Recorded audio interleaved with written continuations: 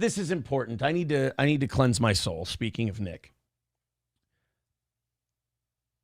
I know we had a lot of fun about Nick's main home going into foreclosure. And before I go too deep with this, let's just say this. He's not losing his home. You know, people are like, you know, people are rooting for that. They're like, he's going to lose his home. Good. Fuck him. He's not losing his home. He's selling the one. Yeah, he's going to take pretty much every dime he makes off of that house. He's going to have to take to catch up with this current house. And then remember, you still have property taxes and insurance and all that stuff you're still going to have to pay. So you got to pay your lawsuit attorney. You got to pay 3 criminal defense attorneys. You got to keep your lifestyle while making no income. It's going to be tough. I saw somebody on Kiwi Farms had an estimate. They said $8,000 a month for a family of 7. I'm like, what? That's it? No. Way more than that. Way more. I have 3 kids 50% of the time. And I can tell you that 5 kids 100% of the time, $8,000 a month. It's closer to double that than it is $8,000 a month. It's closer to 16 grand than it is 8. I'm not saying it is 16,000 a month.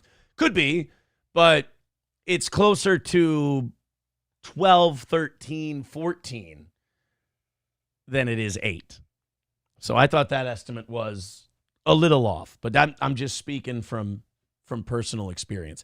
So this foreclosure business, the confession I have to make is that the foreclosure, when you really look at it, you know, people can blame Nick. People can talk about, you know, what he's stupid. He's a certain kind of rich.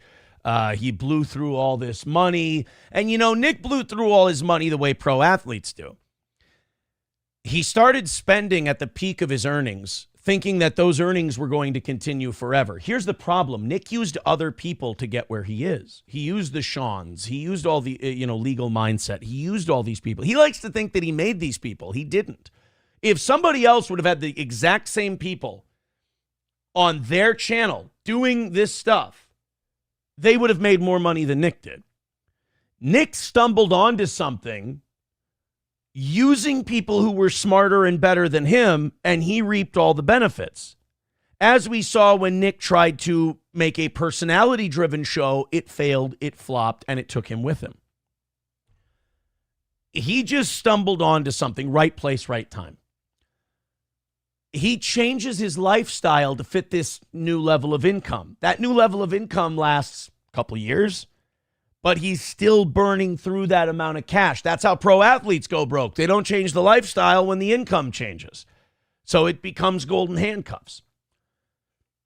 The foreclosure, while people want to blame Nick and his lack of financial literacy, which is fine, that's fair, you're pointing the ugly end of the stick in the wrong direction. The real reason Nick Rekieta is in foreclosure is that his plan was foiled. And his plan was foiled by a dastardly, evil, terrible guy. And that dastardly, evil, terrible guy was me. I can say right now, because this has been bothering me since we were talking about the foreclosure on Tuesday, I am responsible for Nick Rekieta's foreclosure. And I'm busted up over it. I'm emotional over the whole thing. I'm wrought with guilt. I feel terrible. Nobody deserves this. And the fact that I've done this, it will be very difficult for me to sleep. And I can't help but think that people are going to say nasty, terrible, awful things about Nick and how stupid he is and how he doesn't pay his bills and why would you take out a mortgage on a house that's fully paid for? You're the dumbest motherfucker who ever lived. You really are just the worst human being that we've ever encountered. Like, all these things are going to be said. And I feel like even though I can't stop them from being said, I can take responsibility, and this foreclosure is all my fault. The reason it's all my fault is very simple. Nick had a plan. Nick knew, although he told nobody else knew that he was in this trouble. I'm guessing that in his life, everybody found out by the newspaper notification. He didn't tell anyone because I didn't know. April didn't know. Nobody knew that this motherfucker was not paying his bills. So his money was smoke and mirrors. He didn't have it. Nick had a plan. That's why he didn't need to tell anybody in his life about this not paying the bills stuff. He found a mark, and he was going to take his mark down. He was going to convince the mark that this was a good thing for him. Take the mark's money and pay his bills. He was going to rob Peter to pay Paul. The mark was me. You'll remember Nick tried to sell me that second house, the Baldo bunker, as they call it. He took us through a tour. And one thing there were two things that gave me pause. I didn't think April and I were long for this world. I didn't want my kids living close to all this stuff. My kids didn't want to live there. April was out of control at this point. It was not going to work. And so I kind of obfuscated. I dragged it along. I kind of, yeah, we'll see, whatever. But when he took us through that house and I looked at all the fucking problems it had, and I'm calculating in my head, when you go to buy a house, you're calculating in your head, how much money is it going to really cost me to buy this thing? You look for the most move-in ready house available so your total doesn't keep creeping up there.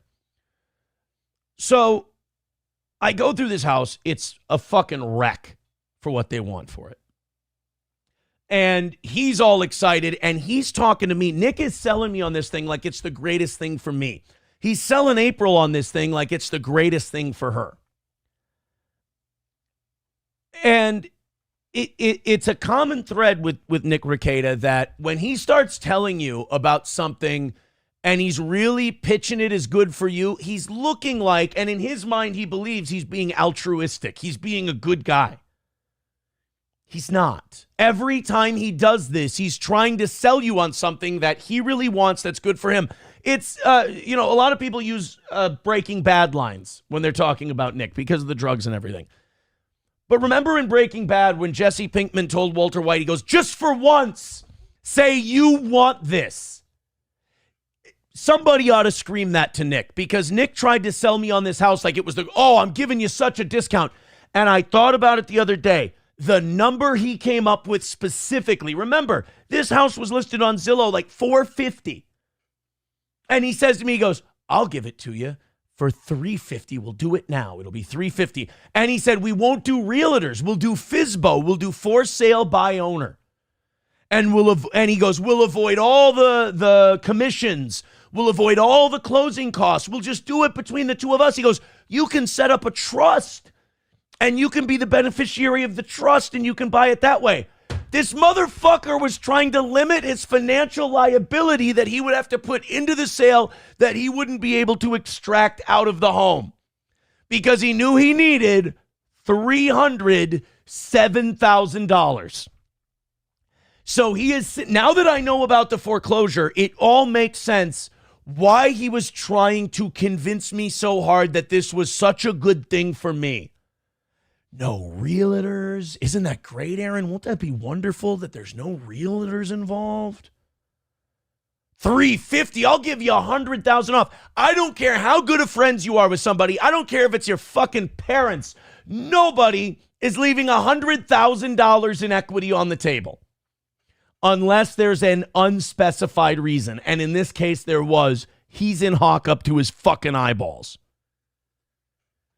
And now it makes sense why he's so fucking infuriated with me. I ruined his life. I didn't know it because I was like, he can't be mad that I divorced my wife and got out of that situation. I left, all the fucking women for him. He gets it all. Can't be mad at me for that. I'm out of the way. Hey, the guy who lectured you on drugs told you, hey, please stop giving my wife so much fucking cocaine and booze. Hey, please stop doing so much cocaine. It's fucking crazy. I've sat in a bathroom with you asking you if you're going to fucking die of a heart attack because of how many, the size rails you're ripping. It couldn't be that because that's got to be nice that the fucking goody two-shoes is gone. The foreclosure makes it all make sense now. The reason he's so upset and the reason he can't let me go is because I am at fault for his financial problems. Aaron is the man who killed the Rekieta empire. in Nick's mind.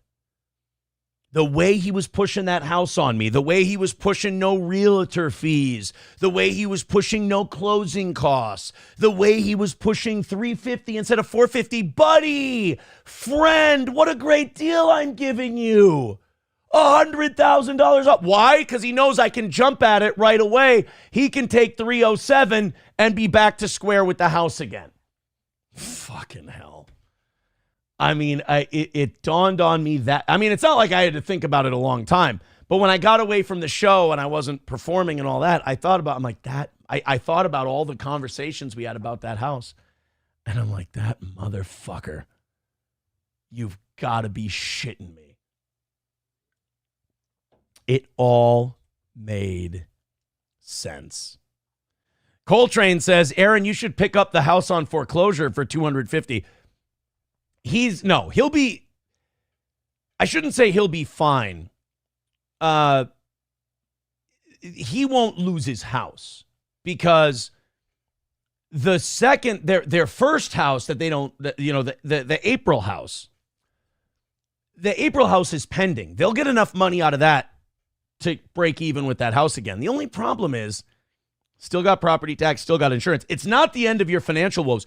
If you need every dollar in that house to keep up with this one, you're just kicking the can down the road. You're just forestalling more financial problems eventually. So nobody knows what the future holds, but the immediate future, he's not losing that house. I mean, honestly, you'd have to be the dumbest motherfucker alive to lose that house. Like right now.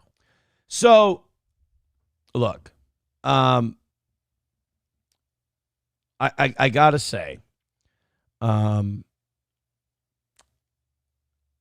foreclosure is my fault. The financial ruin is partially on me.